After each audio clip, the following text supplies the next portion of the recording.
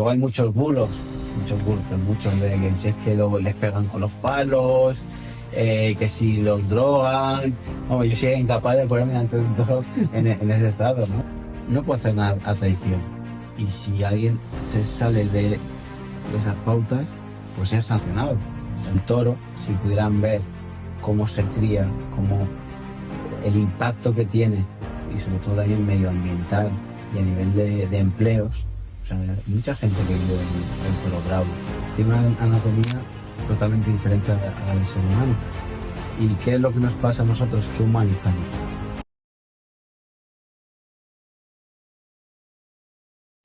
Bienvenidos y bienvenidas a otro episodio de Palique. Alfredo, Buenas tardes. encantado de que estés aquí. Igualmente, el placer es mío. Es la primera vez que hablo con un torero en mi vida, ¿eh? ¿Sí? Eres el primer torero que viene al No sé. podcast y además Pues que es hablo. todo un honor ser el primero y tener tan buena acogida. Me parece curioso porque, claro, ¿de dónde viene esa afición? Porque siempre se suele conocer gente que te puede decir, yo quiero ser futbolista, quiero ser médico, pero ¿de dónde viene ser aficionado del toreo? Sí, la afición, bueno, cada uno yo creo que le viene de una manera. En mi caso, desde pequeñito tenía una pulsión artística, ¿no? De que quería crear, nunca, o sea, quería hacer algo, ¿no? Entonces, la vida, por avatares del destino, me puso en el camino a unos compañeros del colegio que estaban apuntados a la escuela taurina. Y en mi casa había cierta afición, había un capote y una muleta ahí que se había conseguido y cada vez que lo sacaban, pues como el que saca algo de casa, un elemento, ¿no? Un cuadro o lo que sea, le llama la atención, pues a mí me llama muchísimo la atención los trastos de torear y luego mis padres me llevan a las corridas y a mí que no sé, me llama mucho la atención, pero nunca daba el paso a decir, oye, que yo quiero esto, quiero experimentarlo. Pues gracias a esos compañeros me motivaron y yo tuve la decisión de ser firme y decirle a mi padre que yo quería apuntarme a la escuela taurina. Y desde entonces, bueno, mi padre me intentó apuntar a baloncesto, a varias cosas, sin éxito, pero sí que al final me salí con la mía, me apunté a la escuela y ahí empezó mi andadura en el mundo del toro. De esos primeros pasos en esa escuela que se suele enseñar al principio. Bueno, pues aparte de lo que es la ejecución, ¿no? De cómo tienes que trazar los muletazos, los capotazos, la manera de colocarte, también la manera de comportarte, porque el toreo, lejos de ser un ejercicio como tal, es una forma de vida y es una manera de entender las cosas y de transmitir. Y eso un poquito te lo intentan inculcar y luego ya cada uno tiene pues, más capacidad de ejecutarlo o de generar o transmitir sentimientos. ¿Y la escuela te ofrece después hacer espectáculos? Sí, la escuela, como aquí en el mundo del toro hay varias etapas, Mm. está la etapa de, bueno, que eres aficionado, bueno, que toreas vacas, primero empiezas torando solo, luego las vacas, y sí que te da la oportunidad de hacer lecciones prácticas o novilladas sin picadores, que si hacemos un símil con las motos, sería como, bueno, sería 80 o 125, y ahí es en ese escalafón donde te ayuda la escuela. Y luego ya una vez sales de la escuela, debutas con picadores, es como si estuvieras ahí en 250. Hay escuelas que sí que siguen apoyando de manera externa a los chavales, que yo lo veo muy bien, porque es creo que una de las partes más difíciles, porque tienes que sumar 25 novilladas para poder tomar la alternativa. Y otros casos que se ven totalmente perdidos, que no, que debutas con picadores y fuera. Ese fue mi caso y ya depende del ingenio de cada uno y de las ayudas externas que tengas. Pero sí que te ayudan en esos inicios, esos primeros pasos, te ayudan con festejos. Pero supongo que eso habrá una edad mínima. Sí, tú puedes entrar en la escuela taurina a los 14 años. Pero para dar el paso al espectáculo, ¿tiene que ser edad mínima o eso da igual? Es relativo. Para torear desde los 14 años. Tú puedes, aunque hay casos que sí que han toreado antes, bueno, se han cambiado el carnet, las edades, ¿no? Pero bueno, son cosas de antes. Eh, no hay, o sea, hay la edad mínima de los 14 años, que yo sepa, tampoco que todo diga ciencia cierta, pero vamos, cuando yo empecé no podía tener hasta los 14 años. Pero eso te tendrán que ver preparado, ¿no? Para sacarte. Claro, No ahí es sí. no es que yo quiera salir y ya digo, no, quiero salir con la vaquilla. No, hombre, en teoría, a ver, hay filosofías más anárquicas, ¿no? Que son más salvajes y que se tiran al toro. Pero lo normal es conocer lo que es el oficio, cómo colocarte, cómo mover la muleta del trazo y ya una vez te ven con esos movimientos que ya los ejecutas de una manera natural, pues te ponen delante de una becerra, no de un animal grande, claro, porque eso va también por niveles. Te ponen algo pequeñito para ver si tú eres capaz de trasladar lo que haces de salón delante del animal. Y luego ya ahí vas aprendiendo eh, esa conversación que se tiene con el toro, de sentir lo que te pide, lo que no te pide, si lo estás agobiando, si no, si tienes que cruzarte más, menos, si es toque fuerte, si es enganchar, y ya vas ahí aprendiendo. Eso es. En Aquí no hay quien viva, no sé si lo habrás visto, pero hay una escena en donde Mariano tiene el toro. Eso, en la escuela taurina se enseña eso. O sea, se simula el toro con Sí, una claro, carretilla. claro. No, es que me hace gracia porque lo vi hace poco. Vi ese reel lo vi. Y sí, bueno, de hecho hay varias formas. Pues un compañero coge lo que son los pitones, que es metes una madera, y tú ya haces el movimiento del toro, te agachas y le envías al compañero. Y luego están los carretones o toras, según la zona lo llaman de una manera, que es la cabeza del toro o una carretillita pequeña con los pitones. Y tú lo coges y le invistes al compañero y luego te cambias, pero sí, es así. No de una manera tan agresiva como lo hacen en la serie, pero sí. Digo que hay que llevar cuidado. Sí, ¿Qué sí. compañero elige? Claro, Como le caiga mal, eso como le caiga, sí, eso ya es mala leche ya del compañero. O que torees pronto y te quieran coger para coger la sustitución. Y vosotros empezáis de novilleros, ¿no? O sea, lo más Sí, se bajo que empieza hay. de becerrista, que son los becerros o añojos, y bueno, que está contemplado también como novilleros sin picadores. Pero yo cuando empecé toreaba añojos, que son la edad del toro, para considerarlo toro o toro, es a los 4 años. Pues yo toreaba los de uno o menos. Toreé unas 4 y luego ya me sacaron el carnet de novilleros sin picadores y empecé a torear los de 2 años, que son los serales. Y ahí tuve que hacer un mínimo de 10, pero bueno, yo hice bastantes más y ya pude dar el salto a novillero con picadores. Y eso se empieza en la fiesta de los pueblos, ¿no? Espectáculos que suelen hacer. Sí, bueno, depende, por ejemplo, mi experiencia que ha sido aquí en Alicante, eh, yo he toreado aquí en la Plaza de Toros de Alicante, es una plaza de segunda, he toreado de luces y bueno, pues sí que en teoría o antes había más acceso a los pueblos. ¿Por qué? Porque a la hora de montar un festejo taurino, el coste económico de un festejo menor es mucho más viable que el de una corrida de toros, una novillada picada, que son similares. Entonces siempre se han dado en los pueblos los festejos menores para novilleros y demás. Y luego en las ferias, independientemente de que hagan alguna novillada o becerrada o lo que sea, porque también tienen escuelas taurinas la mayoría, pues ahí es donde se congregan los festejos mayores. Pero a día de hoy sí que es cierto que tanto se hacen certámenes y demás y se usan plazas de segunda categoría hasta de primera, que torean los chavales. Lo que estábamos hablando fuera de cámara sobre los novilleros de caballo, Mm. eso primero se empieza sin caballo y luego en caballo No, lo que digo yo de con caballos o con picadores a los picadores. claro, claro, porque luego está la otra vía que es el rejoneo, que es una parte que, bueno, que me encanta. El tema es que la lidia, que es, o sea, lo que sucede en el ruedo, cuando tú estás con los novillos que tienen 1 año, los becerros, añojos y herales, se le denomina novillero sin picadores porque no, en su cuadrilla no tienen picadores, el toro no se pica, solamente se le ponen las banderillas. Entonces, cuando tú ya das el salto de novillero con picadores, quiere decir que tú en tu cuadrilla, aparte de que el novillo tiene 1 año más, ya tiene 3, pues va incluida en tu cuadrilla los picadores, que son los que pican, los que van con el peto y demás.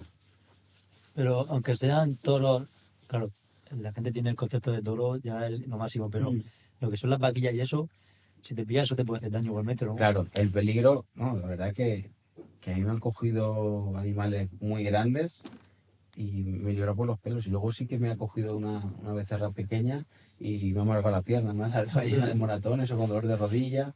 Eso también depende de la suerte, pero sí que está también la probabilidad. Pero no son tan agresivos, ¿no? O sí, o eso da igual. Sí, no, eso ya depende del carácter de cada animal. Y eso es como las personas. Hay algunos que tienen más malas que otras, ¿no? O que tienen, no sé, son más expresivos o que tienen ese carácter de hablar más fuerte, lo que sea, o que son más conflictivos. Ya depende de cada, o sea, de cada forma de ser. Dentro del toreo, ¿qué se denomina como la alternativa?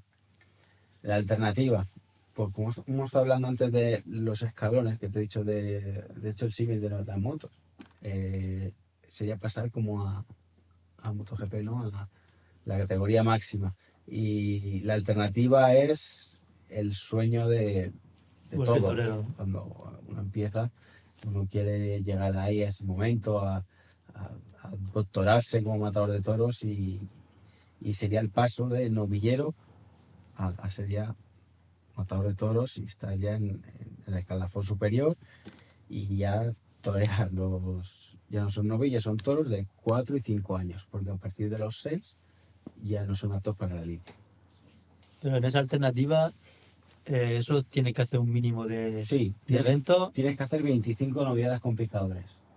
y automáticamente pasa o eso te tiene que elegir. No, ya una vez lo hagas, debes de encontrar un empresario y toreros que te quieran, Como representar, ¿no? que representan, no, que te quieran traer contigo, el empresario que te ponga en el festejo y los compañeros que quieran traer contigo.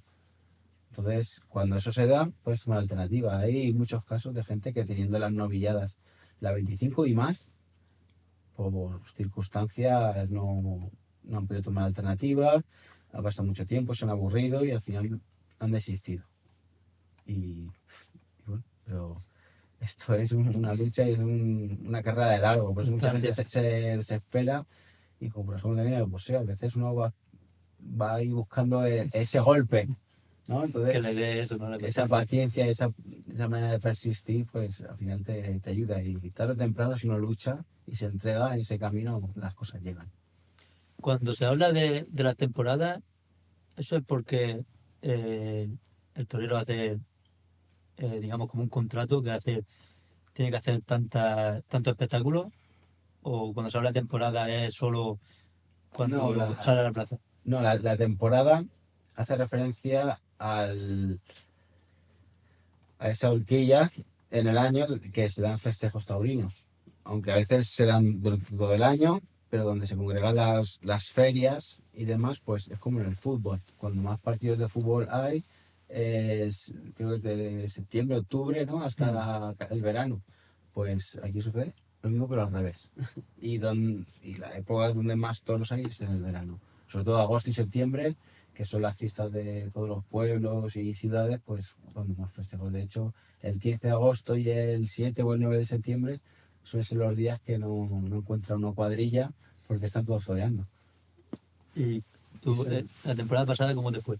La temporada pasada, la del 2025, después de tomar alternativa, fue como un año en barbecho, por así decirlo. Toreé en pueblecitos, en la zona de Salamanca y demás, y no hice nada de ninguna plaza importante, porque mi intención era buscar el sitio con el toro. Entonces, ahora ya, con la preparación que llevo y demás, pues sí que estoy tocando pues ciertas plazas con ciertos empresarios para hacer una temporada buena y poder ganarme estar en otros sitios. Para quien no te conozca, tú me hablaste de la alternativa, me comentaste lo de que hiciste la alternativa en Villena. En Villena, con Manzanares y Roca Racing. La verdad que fue todo un honor tener a toda mi gente porque se llenó la plaza. Vinieron como unos 4 autobuses, luego un montón de gente en coche. Fue aquello precioso, precioso. La verdad que daba la vuelta al ruedo y veía a todos mis amigos, conocidos, estaban todos ahí. La verdad que me sentí muy arropado y con muchísimo cariño. Son dos referentes, ¿no? Y luego, claro, Manzanero Carré, Manzanero me trató, desde que llegó hasta que se fue, me trató muy bien, que me tenía para, de aquí me tienes para lo que necesites. Luego de las palabras en la ceremonia fueron muy emotivas. Y luego con Rocarrey, que aparte de la admiración que le tengo, eh, hemos coincidido en la etapa de novilleros en Sevilla, porque yo haciendo las prácticas de la educación física estuve viviendo en Gerena. Entonces coincidí con él en el gimnasio, donde estaba yo impartiendo las clases, y hicimos muy buena amistad. Y fíjate por dónde la vida ha querido que él sea mi testigo de alternativa. Cuando vemos a los toreros siempre tenemos la imagen de cuando lo mantean. Eso está relacionado con los triunfos, ¿no? Mantelo a hombros, ¿no? Sí, Sí, eso es el triunfo.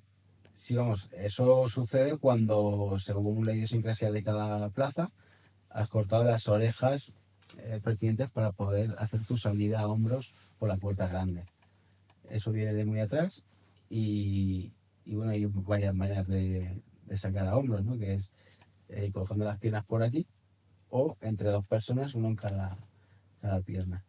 Eso lo aprendí yo con el maestro Morante de la Puebla, que yo eso lo desconocía o no me había fijado viendo vídeos antiguos, pero sí, es una costumbre que lo llevan de esa manera. Y por ejemplo en Alicante, una plaza de segunda, o la mayoría, cortando dos orejas, aunque sea una en el primero y otra en el segundo, se va por la puerta grande. Hay otras plazas que tienes que cortarle dos a un toro, aunque cortes una y una, no se las por la puerta grande, tiene que ser dos a un toro. Y luego plazas de toros como la de Sevilla, que tienes que cortar tres orejas para poder salir por la puerta del príncipe. Tiene puerta grande, pero al final la gente es la que quiere la puerta del príncipe y para esa puerta hace falta tres orejas. ¿Cuál es la duración de un espectáculo de toros? O sea, por ejemplo, tú sales a la plaza, ¿cuál es la duración? ¿O eso es ilimitado? No, tú tienes, cuando coges la muleta, que le pides permiso al presidente, empieza a correr un tiempo de unos 10 minutos. Suele rondar los 20 minutos la lidia entera de cada toro, entonces una terna, pues las 3 horas, el espectáculo puede durar 3 horas.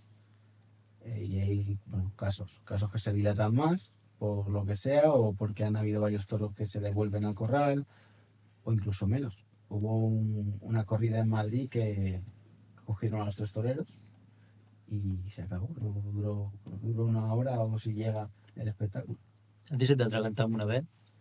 Han habido momentos Que tú dices que me sí, está costando. Sí, claro que cuesta, pero vamos, yo tengo por mi manera de ser y pues, aunque me cueste seguir, intentar pensar cómo solventar esa situación para salir lo mejor posible. Es un juego psicológico con el toro. Sí, con el toro y también con uno mismo. Yo creo que hace mucho lo que uno se pueda castigar, porque yo creo que como todos, a la hora de hacer un examen, a la hora de hacer algo, siempre está esa parte que te dice, pues lo vas a hacer mal, pues es que tú no estás preparado, y esa voz ahí que te va minando, yo creo que todos la tenemos. Yo creo que es incluso peor que mejor el toro en sí, porque es esa parte es la que nos quita la lucidez de estar despiertos y estar en el momento. ¿Tú tienes algún ritual de concentración o algo similar antes de salir al ruedo?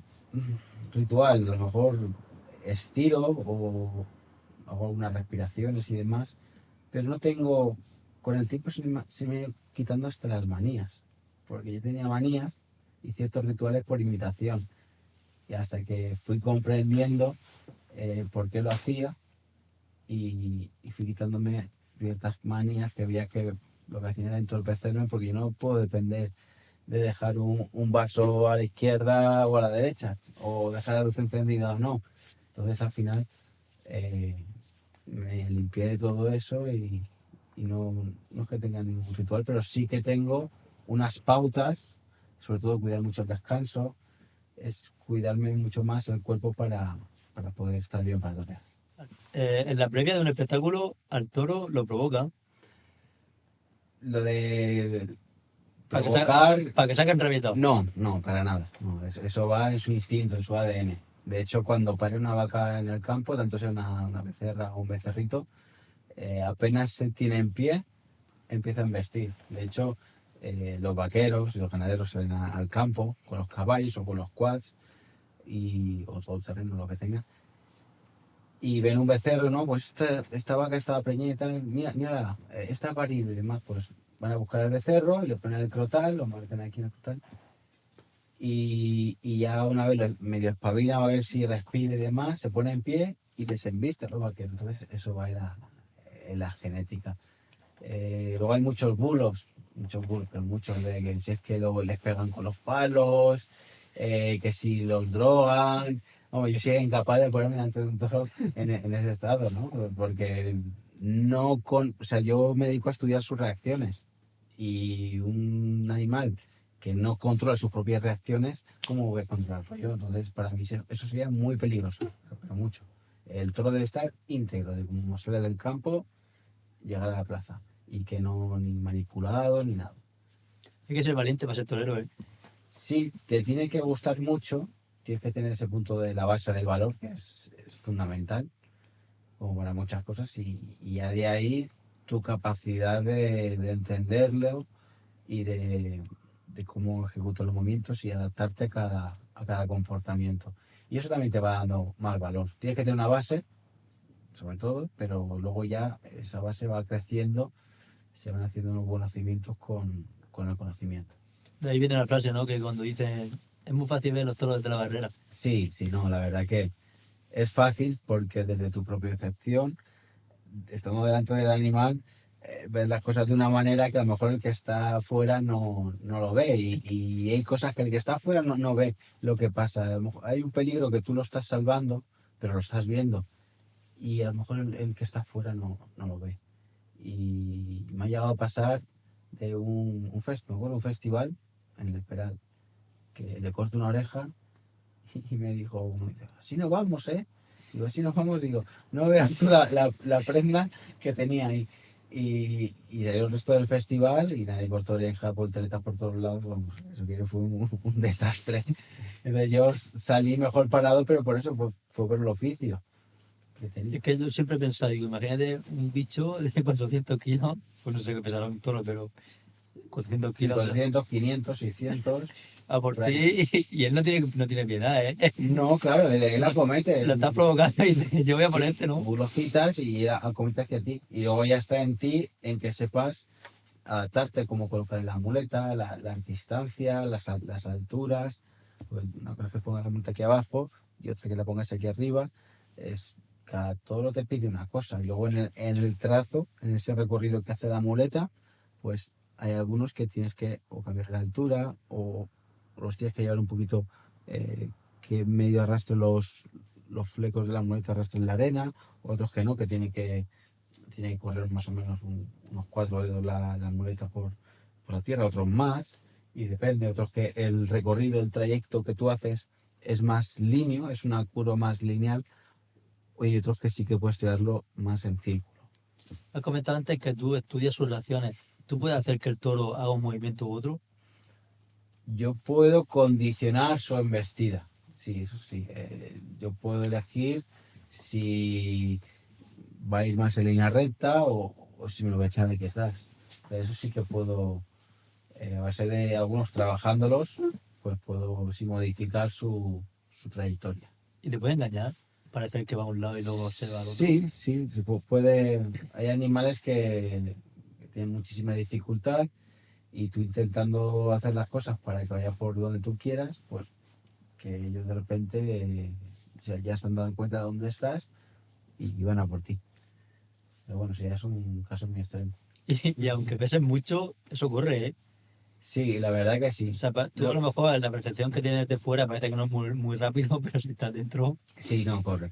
Alguna vez que que he ido a por uno en una situación que estaba desarmado, pues sí que te das cuenta que corren bastante. Luego sí que hay una diferencia entre los novillos y los toros, o las vacas y los toros, que por su volumen tú tienes que aprender a trabajar, a mover, a torear con una geometría, Mm. porque no es lo mismo que pase una becerrita, que a lo mejor como esta mesa, que pase un toro que es como un armario. Entonces, el trazo es otro. Eso tiene mucho que ver. Y me acuerdo que cuando empecé a torear animales más grandes, con los cuartos traseros me daban aquí. Pero porque yo metía la muleta antes de tiempo, entonces pasaba la cara, pero el cuerpo ya no podía. Eso es como un camión, no puede girar. Entonces aprendí a moverme de una manera para que yo pasara sin tropezarme. Y si el torero se cayera, una vez que el toro lo embiste, se cae, Ujú. ahí ya rápidamente entrarían Sí, las sí, personas que están por alrededor, ¿no? claro, uno está toreando y está la cuadrilla y cuadrillas y compañeros de o sea, los otros que están ahí pendientes del burladero, también algún apoderado que también salta o amigos, compañeros que van de paisano y saltan a la plaza a socorrerte. Eso es algo inmediato, de hecho, lo he hablado con compañeros y nos pasa que a lo mejor cogen a alguien en la tele y tenemos ese gesto de intentar salir corriendo a socorrerle. Claro, hombre, tu compañero. Sí, ya, pero que aun estando en la tele, que dices, si, Ah, sí, no, la inercia, ¿no? Eso, ¿no? si no voy a poder hacer nada, que es la televisión, y tienes ese impulso. Y respecto a la nueva temporada, ¿qué planes tienes? Pues la verdad que estoy haciendo bastante campo. Ahora hay un parón por las lluvias, porque está la verdad que lloviendo en toda España, pero sí que continuar con esa preparación, que yo creo que es el año que mejor preparado voy a estar, porque no paro de torear y luego tocar ciertas plazas donde pueda actuar y poder confeccionar esa temporada. Torear una serie de festejos y poder labrarme, estar en otras plazas el año siguiente. Antes has dicho que hay muchos bulos sobre los toros. ¿Es cierto o en gran medida un torero podría ser animalista? Yo creo que de hecho un torero, un ganadero, somos animalistas. También luego depende del concepto de cada uno que tenga de animalista, porque lo que no puede ser uno, o sea, darse golpes en el pecho de siendo animalista y luego tener un galgo en un piso. Claro, entonces hay algún punto que la sociedad que no ve más allá, o una mayoría no ve más allá de lo que pasa con ciertas cosas. De hecho, el toro, si pudieran ver cómo se cría, cómo el impacto que tiene, y sobre todo también medioambiental y a nivel de empleos, o sea, hay mucha gente que vive del toro bravo. Se cotiza muchísimo a la seguridad social con el toro bravo. Hay hectáreas, pero muchísimas hectáreas dedicadas al toro bravo, que también sirve como refugio de especies y fauna y flora de aquí de la península ibérica. Y oye, eh, el toro está destinado a eso y sirve para eso, y es una tradición y tiene muchísimos valores y tiene muchísimos códigos el toro, que a día de hoy yo creo que no interesa que lo perciba la gente, porque lo de la valentía, el honor, el respeto, yo creo que no le interesa a, a cierta sociedad que lo tenga la gente para poderlo manipular mejor.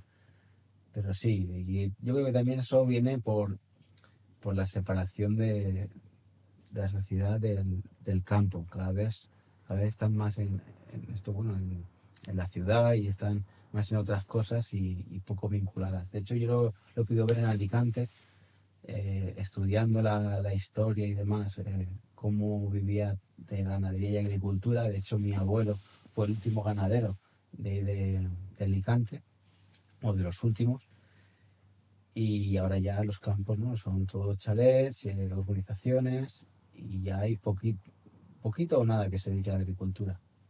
Además que en España la figura del toro es como algo simbólico. En otros países, si nos ve a un español, nos diría ole, ole, o tiene la referencia del toro, ¿no? Claro, nos Eso, la conocen. cultura española al final está vinculada a eso. Eso nos conocen. Si en China hay clases de flamenco y van y se visten de torero y todo eso, si nos admiran, es nuestra identidad. Lo único pues, que hay un movimiento que no sé si lo harán por el tema de votos o pero que no quiere quitarle la identidad a la gente para bueno, para manipularlos, creo yo, no sé, pero que es lo nuestro. Y de hecho, escuchando me decía que dentro de cada español hay un torero. Hay algunos que lo saben y otros que no. Y que a una plaza de toros, a un espectáculo, vas si tú quieres. Eso es al que Claro, le guste y al que no. sí, es un espectáculo. A elección, eso es a Sí, elección del sí, claro, espectador. sí. Y si lo bonito además de las cosas es esa, que, que las cosas si tienen que desaparecer sea de manera natural, porque ya no sea de interés o algo así, no que lo quieras aburrir. De hecho, a mí me hace mucha gracia, yo en la Plaza de Toros de Alicante, he visto como gente ha protestado en contra, luego ha ido una furgoneta a recogerlo, les ha dado bocadillos. Sí, pero como es algo que tiene un impacto mediático, pues sí que estás ahí. Pero luego yo, como vivo en la zona del campo, en Alicante, la zona del campo, sí que veo furgonetas que tiran escombros, que tiran muebles, y yo no veo a nadie, a ningún animalista de estos que dicen o que protestan en contra de los toros, que están a favor de una cierta filosofía, pues yo no los veo allí repoblando de pinos, ni recogiendo escombros. No los veo ninguno, pero ¿por qué? Porque eso no tiene impacto mediático. Entonces, tú cuando quieres hacer el bien, no tienes que buscar una aprobación de nada, lo haces desinteresadamente, lo haces de corazón, Sí, un poco la hipocresía, ¿no? Que se podría llamar. totalmente. Que te manifiestas por algo, pero luego por otra cosa no. Pero no, que macho le hace lo de los bocadillos, porque eso puede Sí, ocurrir. no, porque, Puede ocurrir. porque se dedican a eso. Sí, Se dedican a eso, pertenecen a estas asociaciones que hay de animalistas que cobran ayudas y se dedican a eso. Viven de eso. Entonces, claro, ellos hacen su trabajo y de hecho también que toda la vida han habido antitaurinos. Forman parte de la fiesta, ¿cómo lo vamos a quitar? Federico García Lorca, un referente de la figura literaria española, le gustaban los toros, por ejemplo. Federico García Lorca, Ernest Hemingway, eh, actores estadounidenses también que les encantan los toros, de Sudamérica, Picasso, pues infinidad. Si nos podemos hacer una lista, no acabamos. Yo pienso que como te he dicho, a los toros va quien le guste y el que no le guste, pues Vamos, otra cosa. yo la verdad que en contra, puedo estar en contra de algo, pero que yo respeto y nunca voy a juzgar a nadie por, por lo que haga. De hecho, cuando yo conozco a gente o que estoy en una situación que le presentan a alguien y demás, comienzas a hablar, pues yo no lo suelo decir. Pero no lo suelo decir para que no me juzguen o prejuzguen por ser torero. Entonces, yo lo digo a lo último. Solo Entonces solo por ese sí, simple dato, y entran ya en jaque, ¿no? Porque a lo mejor les he caído bien y al decirle lo otro se ven en una tesitura que dice, ostras, pero si me ha caído bien, pero ahora ¿qué hago yo? Pues, tiene quiero atacar, pero sí, ya me ha ganado las un diferencias, poquito. ¿no? Sí, me pasó un caso, hizo una biblioteca de Alicante, un evento que se llama la Biblioteca Viviente. Entonces, buscaba personas que tuvieran algo diferente o algo que no es usual en la sociedad. A lo mejor había uno que es un bombero, estaba yo como torero, había uno que había tenido un accidente de tráfico, tenía media cara reconstruida, y nosotros éramos los libros. Entonces, una manera viva y directa de hablar con una persona que ha vivenciado una situación o que tiene una profesión diferente a lo normal. Bueno, pues vino una antitaurina muy escandalosa, buscando al torero, el torero, se sentó conmigo en la mesa y se sentó haciendo ademanes como que me iba a enterar, que me iba a cambiar la opinión, como que me iba a dar para el pelo. Bueno, pues hablando con ella y de manera muy tranquila, ella empezó o sea, muy agitada y levantando mucho la voz y poco a poco se fue aplacando. Y, y al final terminó diciéndome que no se imaginaba que un toro tuviera o sea, una manera de ser como la mía. Esa templanza, ese cariño, esa sensibilidad. Dice que no se lo esperaba, que tenía una imagen de un torero más ruda y más, como más salvaje. El torero, lo que es la función del toreo, es ideológico. ¿A qué te refieres con lo de Si ideológico? está vinculado a una ideología No, o eso se está haciendo actualmente. no, de ideología de creyente o no creyente, o de política, o de... No, Un perfil de persona, por no. ejemplo, un Cayetano. Bueno, Cayetano, que es lo que se suele decir. Sí, ¿no? Que ahora se le llama que son los que Sí, son camisa náutico y demás. eso es lo que Sí, sí. le pone esos términos. No, la verdad que el toreo, no sé, uno tiene que sentirse torero y ser elegante y suelen ser, aunque luego, bueno, yo he visto compañeros, alguno que lleva un pendiente o lleva algún tatuaje, se sale un poquito de esa línea clásica, pero que es lo bonito del toreo. El toreo es del pueblo, es de la gente y caben muchísimas formas de torear y de personalidades. O sea, antiguamente los toros solían tener un patrón, ahí sí que es verdad que un patrón de cómo vestir y demás, y luego de repente sale alguno diferente. De hecho, eso lo he podido ver a lo largo de la historia, que cada torero tiene también su personalidad dentro y fuera de la plaza. Entonces no va sujeto a una ideología. Sí que un torero, no sé, me gusta, no sé, ser elegante, tener mucho clasicismo, porque el toreo va arraigado también a nuestra historia, a nuestra cultura, a algo tan clásico que sí que puedes ver a muchos chavales, muchos toreros con un cierto parentesco. Desde hace 10 años, lo que estábamos hablando antes, que es como que se ha politizado mucho la figura del toreo, pero ya hay como muchos términos, muchas expresiones como despectivas. Se dice que el torero es un asesino o sacan carteles de que el torero es un asesino. ¿Qué opinas tú sobre eso? No, yo opino pues, que hacen un trabajo para intentar quitar o sea, el tema del toro y juegan con el desconocimiento de las personas. Pues te cuentan una historia, te cuentan como eso que hemos hablado antes de que si lo maltratan antes de salir o que los enrabietan, muchos bulos. Hablan sin conocimiento ninguno.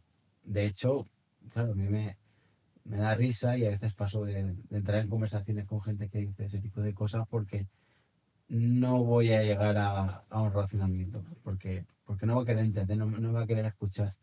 Es cerrado a lo que piensa, a lo que tiene que transmitir y no le voy a dar la vuelta. Pero bueno, si conocieran más el mundo del toro, si se acercaran, porque tú para criticar algo o para quejarte, debes de introducirte un poco ahí. Oye, yo esto lo voy a criticar, pero ¿por qué?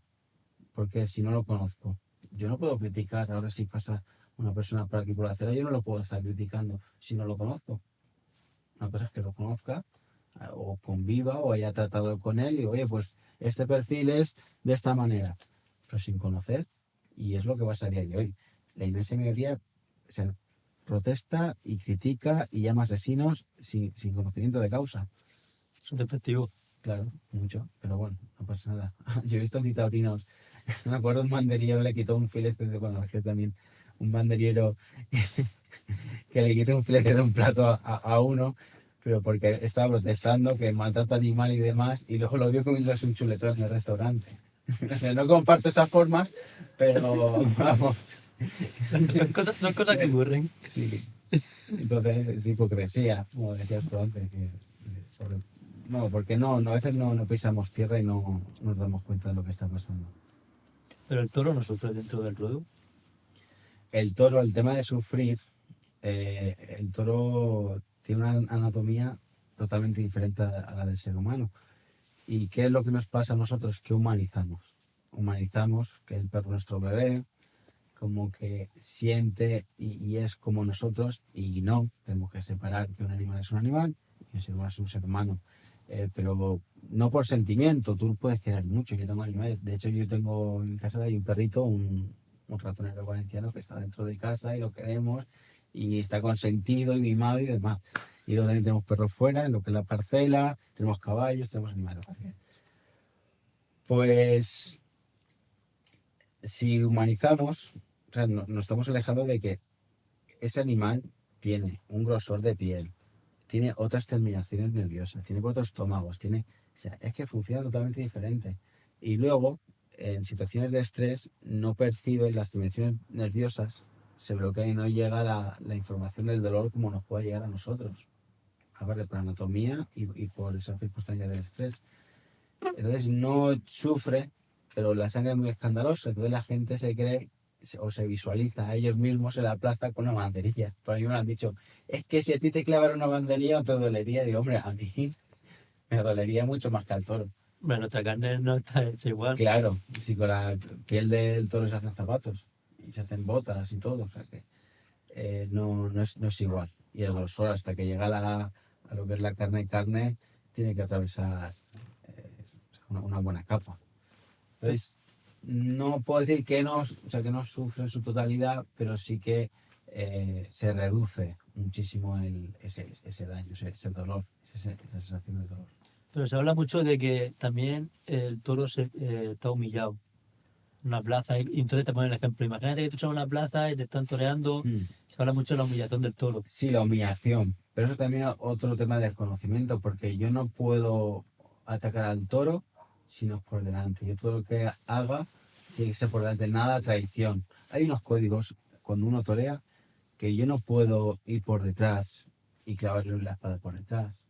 Yo, para clavar una espada, yo tengo que ponerme delante de él, cara a cara, y yo tengo que atravesar esa barrera que son dos pitones y meter la espada en lo alto. Es que encima yo no puedo clavarla por un lado, sino que tiene que ser arriba. Entonces, la exposición es mayor. Para torear, yo para torear tengo que ponerme delante y ponerme en medio de los pitones para poder torear. No puedo hacer nada a traición.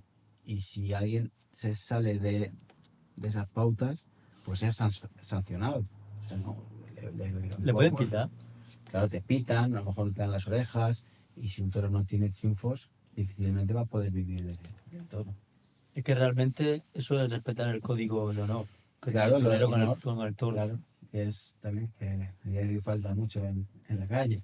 El código de honor, Sí, ¿eh? te digo, ¿no? Antes yo me acuerdo, me encanta escuchar a la gente que es mucho más mayor que yo, y a mí me cuentan que antiguamente un apretón de manos valía como un contrato. Y a día de hoy no te puedes fiar De nadie. de nadie, entonces fíjate dónde hemos llegado, y ahí todavía viven esos códigos que, bueno, que eso vale oro. Y eso así. El torero está ligado a lo que es la excelencia, ¿no? A la elegancia. Los trajes está vinculado a todo eso. Sí, los trajes, Porque yo siempre me he hecho la pregunta de dónde vienen esos trajes o por qué. sí, antiguamente pues ha sufrido una evolución, no es que fueran así siempre. Si nos remontamos a siglos atrás, pues vemos que cambiaba la forma, y no sabría decirte bien, pero hay en internet sale, te explica la procedencia exacta. Era un traje de un tipo, o sea, un tipo de traje que se empezó a utilizar para torear, y a raíz de ahí fue sufriendo modificaciones hasta el que conocemos a día de hoy. Y bueno, a día de hoy hacen pues, maravillas. De hecho, el forro de dentro le ponen bordados, le hacen los machos más largos, más cortos.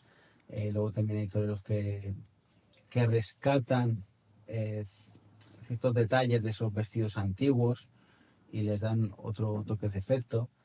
Por ejemplo, Francisco Esplá, Uceda Leal, también le he visto sacar trajes antiguos. Bueno, Alta de la Puebla, por excelencia, ha revivido un montón de detalles de vestido de torear. O sea que, ¿Tu traje qué características tiene? pues tengo uno que tiene morilla, tiene unos remates que son de seda, pero son muy sencillos y muy clásicos. Me gusta mucho el bordado de los jarrones. Tengo otro que es el bordado original. Claro, eso puede sonar al chino, ¿no? Pero es un tipo de bordado que son clásicos. Mm. Lo suelo llevar sencillos y clásicos, nada fuera de lo habitual. Y cuando sale a la plaza, cada uno tiene una canción, o eso pones la de España Cañí, por ejemplo. O sea, te lo No, digo porque yo no he eso, ido, no sé, no lo he visto. eso tocan, ellos van tocando una la que quieren, la que consideran, a no ser que por petición expresa quieras que toquen una, a lo mejor el Gato Montés, o por ejemplo hay algún torero que sí que ha pedido que no le toquen la música. O sea, Eso lo he que visto y no le de toca la un música. torero en varias plazas, pues que no le toquen la música. Y la banda de música cuando torea él, no toca. Ah, directamente sale y ya está. Sí, sí, no toca ver por petición expresa.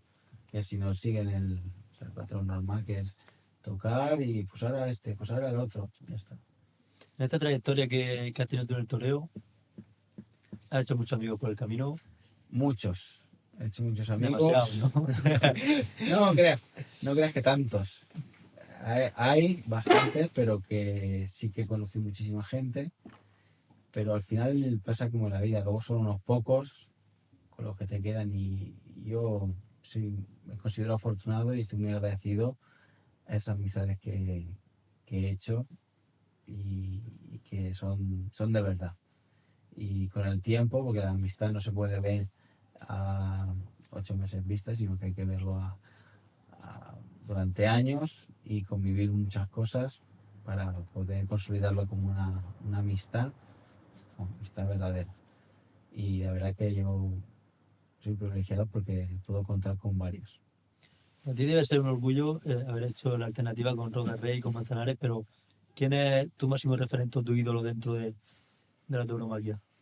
No, la verdad que la alternativa fue preciosa y bueno, yo al final me he ido conociendo el toreo y me he alimentado de muchos, porque sí que es cierto que cuando empecé de pequeñito pues tenía ciertos referentes, a otros no los entendía, pero con el paso del tiempo fui entendiéndolos y han sido referentes en un futuro, la manera de torear y demás.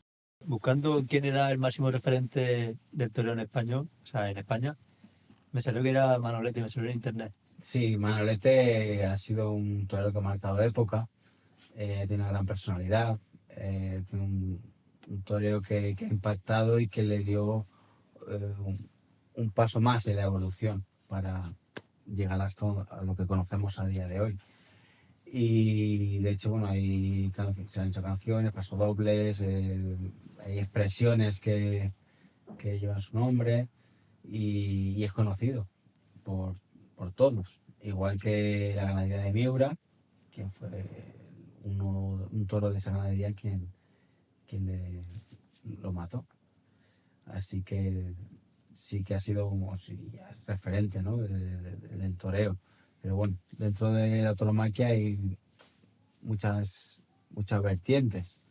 Era de una manera torear, pero luego salió el cordobés, que tenía otra manera, no tan clásica, pero que también revolucionó de la misma manera el toreo y caben muchas personalidades.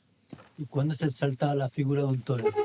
¿Cuándo se sabe, por ejemplo, que se puede decir, esta figura entra en la historia o Eh, Va por los triunfos? por los triunfos, pero sí que es cierto que yo he visto buenos toreros que han tenido muchos triunfos y no han tenido el calado como otros. Sí que es cierto que tienen que hacer algo fuera de lo normal o hacer algo que ya está, hacerlo muy bien y tienen que aportar algo más, tienen que Algo social, aportar ¿no? una personalidad, tienen que dar y expresar algo muy propio para que eso se quede en el tiempo. Eh, Tener carisma. sí, ese carisma, sí. El carisma a veces no quiere decir el carisma que sea uno dicharachero. Hay carismas que son de personalidades que son más retas, muy misteriosas, muy místicas, que despiertan mucho la curiosidad de la gente y se mueven en una obra de misterio y eso les atrae mucho. Respecto, se llama apoderado. como manager. Sí, Sí, eso es pues como el se le dice manager ya dentro apoderado, de... sí. ¿Quién es el tuyo? Ahora mismo no tengo ninguno oficial, pero sí que tengo muchas personas detrás que me están ayudando y me están guiando, están ya hablando con empresarios, están gestionando todas mis cosas a falta de uno. Pero vamos, que he andado así siempre y a lo mejor he puesto a algún amigo, bueno, puedes ver noticias por ahí, Alfredo apoderado por frente de tal, o apoderado por tal. Sí, los he puesto ahí de eso, en representación, pero no en gestión.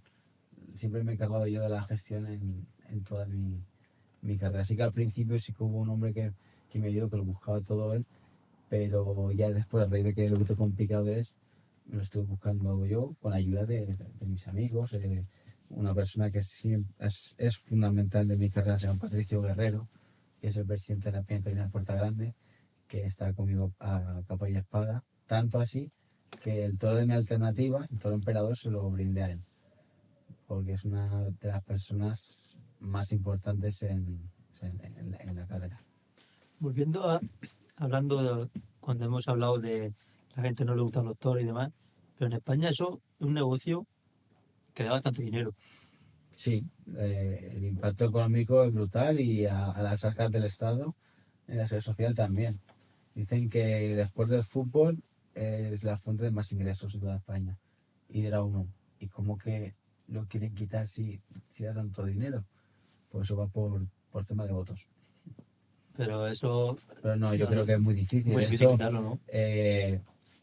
uno no debe asustarse porque los toros ya en España, no me acuerdo con qué rey fue, que estuvieron prohibidos.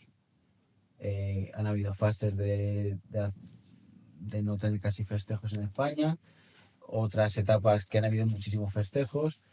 Va un poco vinculado a la oscilación en esa gráfica que tiene la sociedad, de que ahora mm, la sociedad va por unas vertientes que sí que cabe la tauromaquia, luego vamos a otras que no cabe y vamos oscilando. Son etapas, es como la economía, sube y baja y son etapas. Y actualmente cómo se encuentra. Yo creo que está en un momento emergente. A lo mejor no, hay mucha gente que no lo ve, pero porque está en esos primeros pasos de repunte. Entonces yo sí que veo mucha gente joven en las plazas, veo mucha curiosidad. Tanto es así que es que cuando a un niño le prohíben algo, lo que hace es ir a por ello, ¿no? Y yo creo que Curiosidad. sí, estamos viendo ese efecto rebote. Ha habido tanto machaque por una parte que causó el rebote. La curva ya está volviendo otra vez hacia arriba. Entonces va a haber un cambio generacional y la gente joven pues a lo mejor es más independiente y lleva más sus ideas y a lo mejor defiende más la fiesta. Y luego al final la política se condiciona a los gustos de la gente. Entonces la tauromaquia está en buenas manos. O sea, según lo que tú acabas de decir. Bueno, al final la tauromaquia está en las manos del pueblo, porque el pueblo es el que manda, el que va a la plaza, el que paga y está en sus manos. Entonces, espero que esté en buenas manos. O sea, si te pueden decir, no, los toros no, pero si luego las plazas están más llenas, Sí, al como él final, comenta que está más emergente, es porque está funcionando también. claro, ellas se están llenando mucho más las plazas. Yo hablo con ciertos empresarios y que sí que me dicen eh, que notan un cierto repunte, que están vendiendo más abonos, que sí que notan que se va llenando un poquito más. Claro que no es solo de montar un festejo y que a ver si se llena. No, a la hora de montar un festejo es muy complejo. Tienes que jugar eh, con, con ciertos factores, como por ejemplo que no juegue, pues no hay un partido de fútbol de las máximas. El clásico. Claro, no un clásico, entonces claro, ahí es mucho más difícil. Las fiestas de los pueblos, que si va a hacer frío, hace calor, que si el tipo de festividad que hay, que no vaya a repercutir negativamente a que vaya la gente a los toros.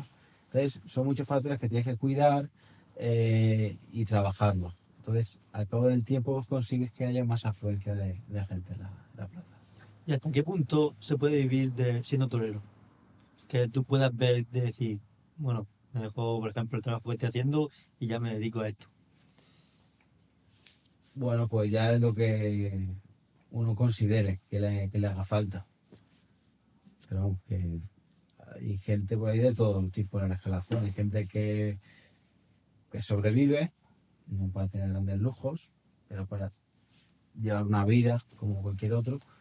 Otros que sí que pueden vivir normal, pero pueden hacer algún tipo de inversión. Y hay otros bueno, que ya tienen otra vida, tienen, o sea, más holgada, con mucha más economía, otro tipo de inversiones, hay de todo. Antes de terminar el episodio, siempre me gusta hacer la pregunta y es, ¿qué consejo le daría a un, por ejemplo, un futuro torero que no esté viendo, un oyente? ¿Qué consejo le daría para iniciar su carrera o a alguien que ya la tenga iniciada? Bueno, pues que tenga paciencia y que si realmente siente en su corazón, en lo más hondo de su corazón, un sentimiento verdadero que es lo que quiere, que sepa que esto requiere una entrega y, y mucho sacrificio. Y que esto más allá de algo que te gusta, que es como jugar al pádel, que no, que esto va mucho más, que esto te atrapa la vida entera, pierdes tu juventud y, y bueno, y ya luego la suerte dirá. Y luego también fundamental que lo que esté empezando, que sea joven, que estudie también, que nunca se deje los estudios, que luego sepa compaginar o lleve de manera paralela. Y no haga caso a las críticas. No, no, al final de repente hay que hacer caso a su intuición. Bueno, Alfredo, ha sido un placer tenerte El aquí, placer es aprender mío. un poco de tauromaquia, que como te he dicho antes, que es la primera vez que hablo con un torero.